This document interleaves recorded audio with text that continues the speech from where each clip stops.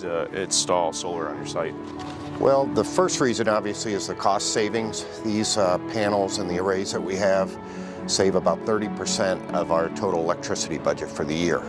That allows us to put that funding back into other programming at the schools.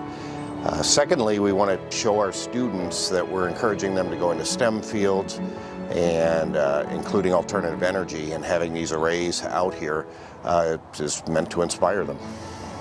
How will the new system increase or change your operation?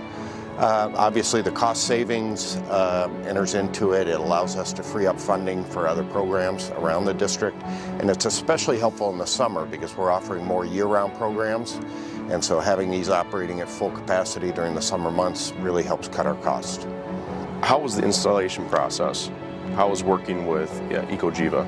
Oh, it was excellent. They do all the financing, they arrange the legal and regulatory aspects of the project, which are considerable, and then they maintain the project for over 25 years for us. So it's all just a win-win for the district and for our students and our community.